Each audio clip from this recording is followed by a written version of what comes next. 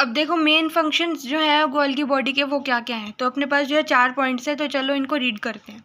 सबसे पहला है कि main function of Golgi body is secretion and packaging, मतलब कि जो मेन फंक्शन है गोल्गी बॉडी का, जो गोल्गी बॉडी जो है किसके लिए रिस्पॉन्सिबल होती है, वो सिक्रीशन एंड पैकेजिंग के लिए रिस्पॉन्सिबल होती है। सिक्रीशन किसकी, जो अपने पास लिपिड्स हैं, ठीक है, एंड जो प्रोटीन्स हैं, क्या है, लिपिड्स है, जो क्या है, प्रोटीन्स है, जो कि किस में से आ रहे हैं, एंडोप्लाज्मिक रेटिकुलम में से आ रहे हैं, उनको सिक्रीट करना, ठीक है, और उनकी क्या करना, पैकेजिंग करना, मतलब उनको बिल्कुल मेम्ब्रेन बना के उनके अराउंड, या उनको जो है पैक वैक्यूल्स में पैक या वेसाइकल्स में पैक करके जो है उनको जो है हम क्या करते हैं, रिलीज आउट कर देते हैं। Golgi body helps in the formation of cell plate formation during cell division. जब हम सेल डिवीजन वाला टॉपिक पढ़ेंगे ना, तो हम तब पढ़ेंगे कि सेल प्लेट फॉर्मेशन से जो है प्लांट सेल्स जो है वो डिवाइड करते हैं, मतलब लास्ट स्टेप क्या होता है, सेल प्लेट की फॉर्मेशन हो जाती है, तो 2 प्लांट सेल्स जो है अलग अलग जो है डिवाइड हो जाते हैं, मतलब 2 प्लांट सेल्स बन जाते हैं सेल प्लेट की फॉर्मेशन से। तो जो गोल्गी बॉडी है ना, वो हेल्प करती है फॉर्मेशन ऑफ सेल प्लेट में। अब आती है गोल्गी बॉडी जो होती है वो किसके साथ एसोसिएटेड होती है, with the biosynthesis of endoplasmic reticulum and lysosome. तो गोल्गी बॉडी जो है वो किसके लिए एसोसिएटेड होती है, किसके साथ एसोसिएटेड होती है, biosynthesis of endoplasmic reticulum and lysosome. इसका मतलब क्या है कि गोल्गी बॉडी जो है वो शायद एंडोप्लाज्मिक रेटिकुलम या लाइसोसोम की फॉर्मेशन में जो है हेल्प करती है। Golgi body site for synthesis of glycoprotein and glycolipid, यही मैंने आपको अभी बताया कि जो गोल्गी बॉडी है वो क्या है, साइट है for the synthesis of glycoprotein या ग्लाइकोलिपिड। वहाँ पे किसकी फॉर्मेशन होती है, ग्लाइकोप्रोटीन की, मतलब फॉर्मेशन तो नहीं, हम बोल सकते हैं कि पैकेजिंग और सिक्रीशन होती है ना। तो मेन फंक्शन तो आप ये याद रखो कि main function of Golgi body secretion and packaging, ठीक है, इसके ऊपर ही क्वेश्चन आता है ज़्यादातर। और इस पे भी आ जाता है कि Golgi body site for synthesis of glycoprotein and glycolipid, मतलब लिपिड और प्रोटीन्स की जो है यहाँ पे क्या हो जाती है, सिक्रीशन और पैकेजिंग हो जाती है। अब आता है कि अब अपने पास आता है दूसरा सेल ऑर्गेनल, जो एक बहुत इम्पॉर्टेंट सेल ऑर्गेनल है, ठीक है। ये जो है थोड़ा सा लंबा है, इसको हम अगर अच्छे से पढ़ेंगे ना तो ये बहुत अच्छे से हमें क्लियर भी हो जाएगा। तो देखो सबसे तो क्या है वो, एंडोप्लाज्मिक रेटिकुलम। तो एंडोप्लाज्मिक रेटिकुलम जो है ये किसने डिस्कवर किया था और किसने नेम भी किया था, के.आर. पॉटर ने, मतलब जो के.आर. पॉटर साइंटिस्ट थे ना, उन्होंने एंडोप्लाज्मिक रेटिकुलम को डिस्कवर भी किया था, ठीक है, और उसका नेम भी जो है उन्होंने ही रखा था, एंडोप्लाज्मिक रेटिकुलम। किसने रखा था, के.आर. पॉटर ने। ईआर जो होता है, यानी कि जो एंडोप्लाज्मिक रेटिकुलम होता है वो प्रोकैरियोटिक सेल्स में जो है एब्सेंट होता है, एंड मैच्योर मैमिलियन आरबीसीज में भी जो है एब्सेंट होता है। क्यों, प्रोकैरियोटिक सेल में तो जो हमको पता है कि उसमें जो है सेल ऑर्गेनल्स वगैरह प्रेजेंट नहीं होते हैं, न्यूक्लियस भी प्रेजेंट होता है, बस न्यूक्लियस ही उसमें प्रेजेंट होता है ना, और वो भी एक डिफ्यूज फॉर्म में प्रेजेंट होता है, न्यूक्लियोइड की फॉर्म में प्रोकैरियोटिक सेल में। और लेकिन जो यूकैरियोटिक सेल्स होते हैं उनमें जो है अपने पास एंडोप्लाज्मिक मतलब जितने भी सेल ऑर्गेनल्स हैं वो सभी प्रेजेंट होते हैं, यानी कि मेम्ब्रेन बाउंड सेल ऑर्गेनल्स जो है प्रेजेंट होते हैं। और क्या लिखा हुआ है इधर कि मैच्योर मैमिलियन आरबीसी जो होता है उनमें भी जो है ईआर जो एंडोप्लाज्मिक रेटिकुलम होता है वो क्या होता है, अपना एब्सेंट होता है। क्यों एब्सेंट होता है ईआर मैच्योर मैमिलियन आरबीसी में, क्योंकि जो आरबीसी है उसका मेन फंक्शन क्या है कि उसमें जो है हीमोग्लोबिन है, जो कि किसके साथ बाइंड करता है, ऑक्सीजन के साथ बाइंड करता है to form the oxyhaemoglobin, है ना, ताकि ऑक्सीजन जो है वो हमारे सभी सेल्स तक जो है ट्रांसपोर्ट हो सके या पहुंच सके, जिसकी वजह से हम जिंदा हैं।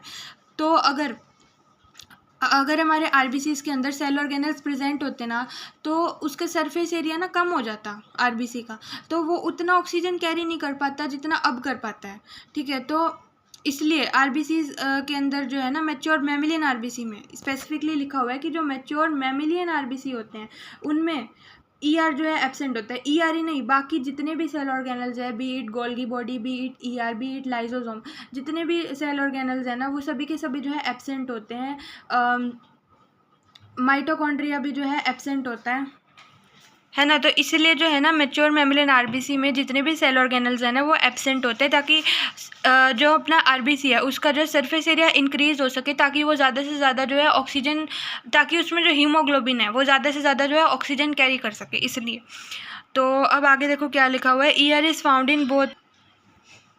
In both animal and plant cells. इसका मतलब क्या है, तो जो एंडोप्लाज्मिक रेटिकुलम है वो एनिमल्स और प्लांट्स के दोनों के सेल्स में जो है पाया जाता है। ER is extended from nuclear membrane. जो ईआर है वो न्यूक्लियर मेम्ब्रेन से जो है एक्सटेंड करता है, मतलब जो अपना न्यूक्लियस होता है ना, न्यूक्लियस एक बार अपने ब्रेन में इमेजिन करो कि जो अपना सेल है, ठीक है, उसके बीचों बीच क्या प्रेजेंट है, न्यूक्लियस प्रेजेंट है, ठीक है, उसके बीचों बीच क्या प्रेजेंट है, न्यूक्लियस प्रेजेंट है। तो जो न्यूक्लियस है ना उसके चारों ओर से जो है ना, चारों ओर से तो नहीं, एक साइड से, हाँ एक साइड से जो है ना क्या मतलब एक साइड से जो है ना एंडोप्लाज्मिक रेटिकुलम जो है ना वो फॉर्म होने लगेगा, ठीक है। तो ईआर जो है वो क्या है, एक्सटेंडेड होता है किससे, न्यूक्लियर मेम्ब्रेन से, या न्यूक्लियर मेम्ब्रेन से जो है ना वो एक्सटेंड करता है। अभी मैं आपको इसका डायग्राम दिखाऊंगी तो आपको अच्छे से जो है समझ आ जाएगा,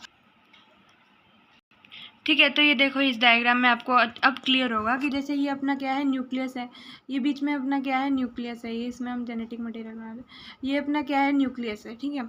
और ये इसके देखो ये जो एंडोप्लाज्मिक रेटिकुलम है यहाँ से जो एक्सटेंड हो रहा है ना, तो जो एंडोप्लाज्मिक रेटिकुलम है वो न्यूक्लियर मेम्ब्रेन से जो है एक्सटेंड होता है to plasmalemma. Plasmalemma मतलब सेल मेम्ब्रेन तक, ये सेल मेम्ब्रेन होगी, यहाँ तक ये जो है एक्सटेंड हो जाएगा जो अपना एंडोप्लाज्मिक रेटिकुलम होगा। अब देखो लिखा हुआ है जो एंडोप्लाज्मिक रेटिकुलम होता है वो डिफरेंशिएट होता है दो पार्ट्स में, किस किस में, आर में एंड एस में। आर जो होता है ना वो क्या होता है, प्रॉक्सिमल पार्ट होता है ईआर का। आर मतलब कि rough endoplasmic reticulum and S मतलब कि स्मूथ एंडोप्लाज्मिक रेटिकुलम, ठीक है। तो जो आर है ना यानी कि रफ एंडोप्लाज्मिक रेटिकुलम, उसकी सरफेस पे ना राइबोसोम्स प्रेजेंट होते हैं, इसलिए जो है उसको हम क्या बोलते हैं, रफ एंडोप्लाज्मिक रेटिकुलम बोलते हैं। क्योंकि जब हम उसको माइक्रोस्कोपिकली देखते हैं ना तो वो जो है ना हमको थोड़ा रफ नज़र आता है, मतलब कि उसके सरफेस पे ना प्रोजेक्शंस नज़र आती हैं, और वो प्रोजेक्शंस क्या होती हैं, वो यही तो राइबोसोम पे लगे होते हैं, इसलिए जो है ना वो थोड़ा रफ टेक्सचर का जो है हमें नज़र आता है। और जो स्मूथ एंडोप्लाज्मिक रेटिकुलम है उसके ऊपर ऐसा कुछ लगा नहीं होता, तो इसलिए जो है वो हमको स्मूथ नज़र आता है माइक्रोस्कोपिकली। तो इसलिए जो है इसका इस बेसिस पे हमने इसका क्या नाम रखा था, आर और इसका क्या रखा था, एस ठीक है। अब देखो एक इम्पॉर्टेंट पॉइंट लिखा हुआ है जिसके ऊपर जो है क्वेश्चन आ सकता है अगर पेपर जो है अच्छे लेवल का बना हो। देखो क्या लिखा हुआ है, ribosomes are attached with are with the help of glycoprotein named as ribophorin. तो ये राइबोसोम जो है इसमें क्या बोल रखा है, जो राइबोसोम है ये रफ एंडोप्लाज्मिक रेटिकुलम से जो है किसके थ्रू अटैच्ड होते हैं, एक ग्लू लाइक स्ट्रक्चर या ग्लू लाइक जो है मटेरियल होता है जिसके थ्रू जो है ये एंडोप्लाज्मिक रेटिकुलम से जो है अटैच्ड होते हैं। और उस ग्लू लाइक स्ट्रक्चर को जो कि क्या है, ग्लाइकोप्रोटीन है, उसका क्या नेम है, राइबोफोरिन। मतलब राइबोफोरिन की वजह से जो है ये राइबोसोम जो है रफ एंडोप्लाज्मिक रेटिकुलम के सरफेस पे जो है अटैच हो पाते हैं। मतलब जो राइबोफोरिन है वो एक ग्लू की तरह एक्ट करता है जो कि राइबोसोम को रफ एंडोप्लाज्मिक रेटिकुलम पे अटैच होने में मदद करता है। आया समझ, ठीक है। अब आता है अपना जो एस है उसके बारे में लिखा हुआ है। तो आर का जो इतना ही पार्ट था, अभी थोड़ा सा हम और पढ़ेंगे कि मतलब इनके फंक्शन क्या होते हैं। अभी एस ठीक है, एस जो है ना वो क्या अपना डिस्टल पार्ट है का, और इसमें जो है राइबोसोम नहीं होते हैं, इसलिए जो है इसको हम क्या बोलते हैं, स्मूथ एंडोप्लाज्मिक रेटिकुलम बोलते हैं, क्योंकि ये जो है स्मूथ अपीयर होता है, स्मूथ इन अपीयरेंस होता है क्योंकि, ठीक है। अब आते हैं अपने पास फंक्शंस क्या क्या हैं के, फंक्शंस ऑफ एंडोप्लाज्मिक रेटिकुलम। तो एंडोप्लाज्मिक रेटिकुलम देखो क्या लिखा हुआ है, is responsible for biosynthesis of Golgi body. Are synthesise protein due to presence of ribosome. ये तो आपको बात पता ही होगी, नहीं पता होगी तो अभी मैं आपको क्लियर कर देती हूँ कि जो रफ एंडोप्लाज्मिक रेटिकुलम है ना उसके ऊपर क्या लगे हुए हैं, राइबोसोम लगे हुए हैं, और वो किसकी हेल्प से अटैच्ड हुए हैं, एक ग्लाइकोप्रोटीन जिसका क्या नाम है, राइबोफोरिन, उसकी हेल्प से जो है वो अटैच हो रखे हैं सरफेस के ऊपर, ठीक है। तो जो आर है वो क्या करता है, प्रोटीन सिंथेसाइज करता है। वो कैसे प्रोटीन सिंथेसाइज करेगा, उसके ऊपर जो राइबोसोम लगे हुए हैं, वही प्रोटीन सिंथेसाइज करेंगे ना। तो जो आर है उसके ऊपर क्या लगे हुए, अपने राइबोसोम्स लगे हुए हैं, तो वो क्या किस में हेल्प करेंगे, वो प्रोटीन सिंथेसिस में मदद करेंगे।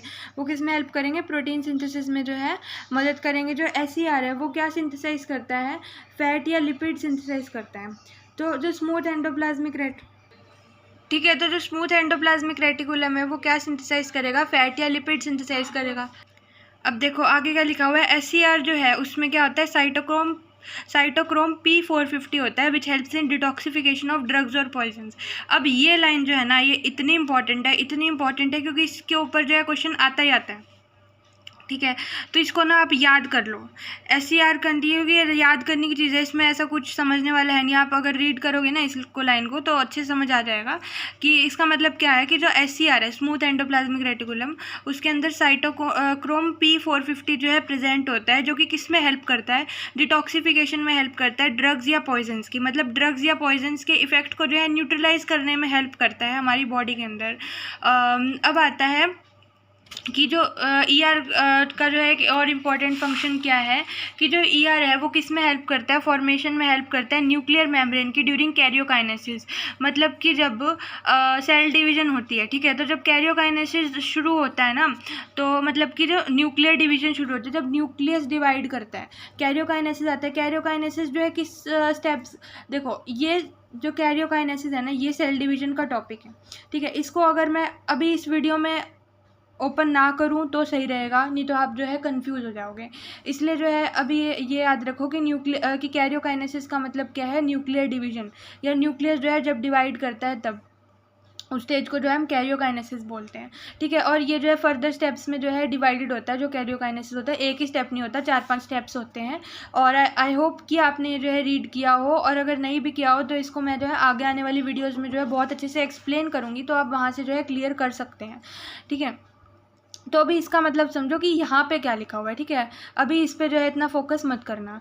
ER helps in the formation of nuclear membrane during karyokinesis. जो एंडोप्लाज्मिक रेटिकुलम है वो किस में हेल्प करती है, न्यूक्लियर मेम्ब्रेन की फॉर्मेशन में हेल्प करती है जब कैरियोकाइनेसिस होती है।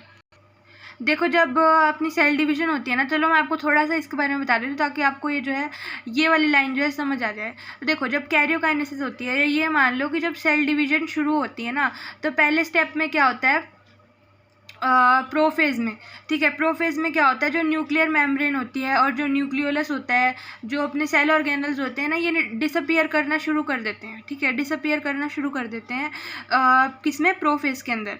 देखो 4 स्टेजेस होती है, प्रोफेज, मेटाफेज, एनाफेज, टीलोफेज, ठीक है। प्रोफेज, मेटाफेज, तो कैरियोकाइनेसिस जो है इनसे शुरू होती है, प्रोफेज से, मेटाफेज से, एनाफेज से, टीलोफेज से। टीलोफेज लास्ट स्टेज होती है जहाँ पे जो है साइटोकाइनेसिस हो जाती है, यानी कि क्या हो जाता है, सेल जो है वो डिवाइड कर जाता है, 2 सेल्स जो है अपने बन जाते हैं, ठीक है।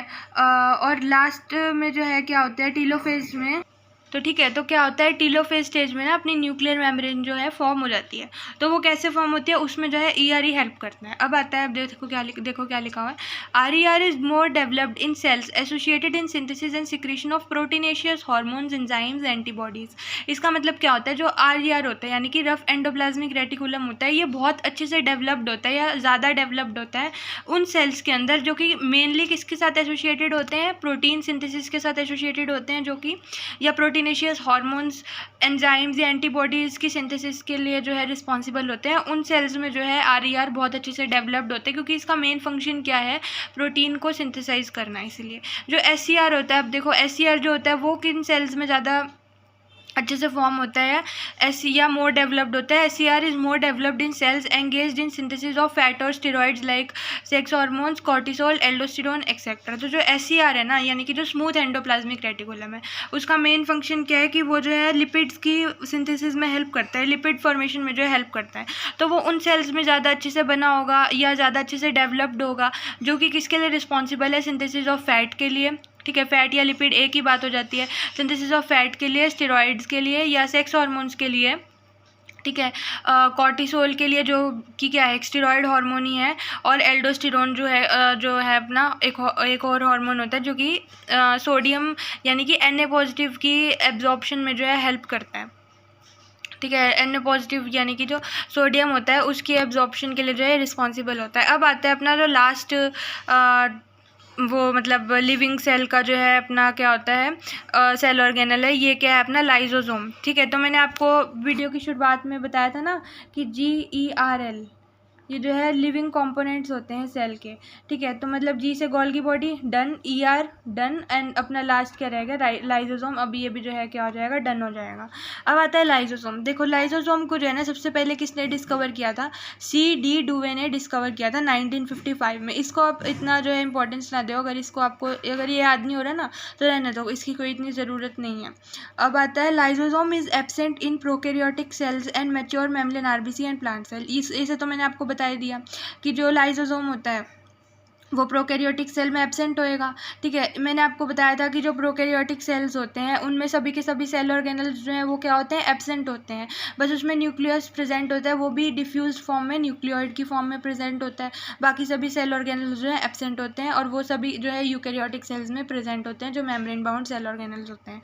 ठीक है, अब जो मैच्योर मेम्ब्रेन आरबीसी और प्लांट सेल्स है इनमें भी मैंने आपको बता दिया कि जो मैच्योर मेम्ब्रेन आरबीसी होते हैं उनमें भी जो है सेल ऑर्गेनल्स, कोई भी टाइप का सेल ऑर्गेनल हो वो एब्सेंट होता है, ताकि आरबीसी का जो है सरफेस एरिया बढ़ सके, ताकि वो ज़्यादा से ज़्यादा उसमें जो ज़्यादा से ज़्यादा जो हीमोग्लोबिन है वो ऑक्सीजन के साथ कंबाइन होकर जो है ऑक्सीजन ट्रांसपोर्टेशन में हेल्प कर सके बाकी सेल्स में बॉडी के। ठीक है, तो मतलब मेन फंक्शन क्या है कि सरफेस एरिया बढ़ सके, इसलिए जो है आरबीसीज के अंदर जो है सेल ऑर्गेनल्स प्रेजेंट नहीं होते हैं। और प्लांट सेल्स में जो है ना उसमें भी लाइसोसोम जो है प्रेजेंट नहीं होता है।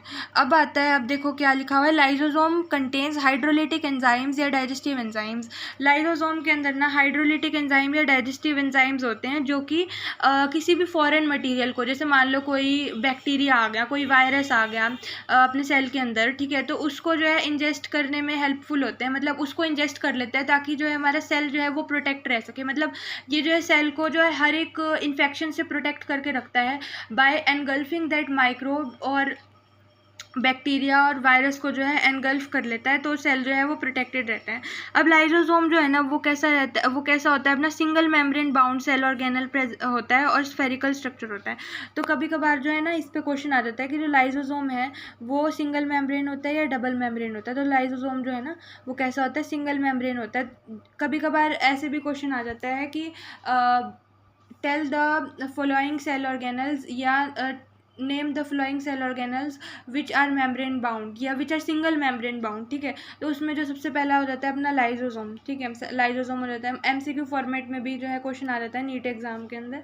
ठीक है, तो उसमें जो है क्वेश्चन पूछ लिया जाता है। उसमें अगर वैक्यूल होएगा ना तो उसमें वो भी जो वैक्यूल जो होता है ना वो भी सिंगल मेम्ब्रेन होता है। और वैक्यूल की जो मेम्ब्रेन होता है, उस वैक्यूल की जो मेम्ब्रेन होती है उसका नेम आप मुझे कमेंट सेक्शन में मेंशन करना।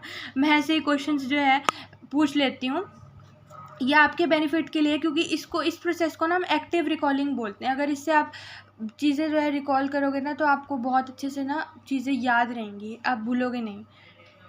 हालांकि मैंने आपको अभी वैक्यूल का टॉपिक जो है नहीं बताया है। वैक्यूल का टॉपिक ना मैंने आपको अभी नहीं पढ़ाया, मैं आगे आने वाली वीडियोस में आपको पढ़ाऊंगी। तो आपको जब मैं बताऊंगी कि वैक्यूल की जो आउटर मेम्ब्रेन का नेम क्या होता है, लेकिन आप मुझे बताओ कमेंट सेक्शन में कि वैक्यूल की आउटर मेम्ब्रेन को जो है ना क्या बोलते हैं। अब आता है दूसरा, मतलब 5th पॉइंट, अपना लास्ट पॉइंट। लाइसोसोम जो होता है वो मोर डेवलप्ड होता है फैगोसाइटोटिक सेल्स में, like monocytes of bloods, Kupffer cell of liver, dust cell of lungs, osteoclast cell of bone, neutrophil. तो लाइसोसोम ने फैगोसाइटोटिक सेल्स में अच्छे से डेवलप्ड होता है। फैगोसाइटोटिक सेल्स क्या होते हैं, फैगोसाइटोटिक सेल्स ऐसे सेल्स होते हैं जो कि किसी भी फॉरेन मटेरियल को जो कि हमारी बॉडी में एंटर कर जाता है, जैसे कि कोई भी बैक्टीरिया हो गया, माइक्रोब हो गया, जो कि डिजीज़ कॉज कर सकता है ना, तो उसको जो है एनगल्फ कर लेता है ताकि डिजीज़ ना हो। ठीक है, तो लाइसोसोम ना इसमें हेल्प करता है। जैसे कि मोनोसाइट्स होते हैं ब्लड में, कप्फर सेल्स होते हैं लिवर के, डस्ट सेल होते हैं लंग्स के, ऑस्टियोक्लास्ट सेल होते हैं बोन में, न्यूट्रोफिल्स होते हैं। ठीक है, ये सभी जो है ना इन सभी सेल्स में ना लाइसोसोम बहुत अच्छे से डेवलप्ड होता है। अब आता है फंक्शन ऑफ लाइसोसोम क्या होता है। तो lysosome help in intra cellular and extra cellular digestion both. Intra cellular मतलब सेल के अंदर, और एक्स्ट्रा सेलुलर मतलब सेल के बाहर डाइजेशन करने में मदद करता है, मतलब कि एनगल्फ कर लेता है किसी भी फॉरेन मटेरियल को, चाहे वो सेल के अंदर हो चाहे वो सेल के बाहर हो। ठीक है, जो कि सेल को क्या कर सकते हैं, इफ़ेक्ट कर सकते हैं, इसलिए जो है ये क्या कर लेता है, इसे एनगल्फ कर लेता है। तो ये जो है एक बहुत ही इंपॉर्टेंट पॉइंट है, इसको मैं स्टार मार्क करूँगी। ठीक है, इस पे क्वेश्चन जो है पूछा जाता है नीट में। Lysosome help in intra cellular and extra cellular digestion both, तो इसे जो है ना आप याद कर लो। अब आता है अपने पास दूसरा function, lysosome helps in Metamorphosis in tadpole larva of frog. तो जो टैडपोल होता है, ठीक है, यानी कि जो लार्वा होता है फ्रॉग का, उसमें जो है ना टेल प्रेजेंट होती है। ठीक है, आपने कभी देखा होगा जो फ्रॉग, आप कभी देखा ही होगा ना फ्रॉग, तो जो फ्रॉग होता है उसमें कभी आपने देखा है कि टेल प्रेजेंट हो, नहीं ना। जो एडल्ट फ्रॉग होता है उसमें टेल प्रेजेंट नहीं होती, लेकिन जो उसका लार्वल स्टेज होती है ना जो उसकी, उसको हम क्या बोलते हैं, टैडपोल बोलते हैं। तो उस टैडपोल में ना टेल प्रेजेंट होती है। तो उस टेल को डीजनरेट करने के लिए, उस टेल को जो है ना रिमूव करने के लिए लाइसोसोम हेल्प करता है। लाइसोसोम ना मेटामॉर्फोसिस कर देता है, यानी कि उस टेल को जो है ना गायब कर देता है धीरे धीरे। जैसे ही जो अपना फ्रॉग है, या सॉरी जो अपना टैडपोल है वो एडल्ट होने लगता है, फ्रॉग में कन्वर्ट होने लगता है, तो उसकी जो टेल जो है वो क्या कर जाती है, डिसअपियर करने लग जाती है। वो लाइसोसोम की वजह से ही होता है, क्योंकि लाइसोसोम जो है ना उसको धीरे धीरे डिग्रेड करना शुरू कर देता है, या हम ये बोल सकते हैं कि लाइसोसोम जो है ना उसको डाइजेस्ट करने लगता है उसकी टेल को। ठीक है, अब आता है टाइप्स ऑफ लाइसोसोम्स, कौन से टाइप्स के होते हैं। तो सबसे पहले आता है जैसे ऑटोलाइटिक लाइसोसोम, फिर दूसरा आता है प्राइमरी लाइसोसोम, तीसरा आता है सेकेंडरी लाइसोसोम, और चौथा आता है रेजिडुअल बॉडी। ये टाइप ऑफ लाइसोसोम तो नहीं है, ठीक है, रेजिडुअल बॉडी जो है ना क्या नहीं है, टाइप ऑफ लाइसोसोम नहीं है। अब आता है ऑटोलाइटिक लाइसोसोम।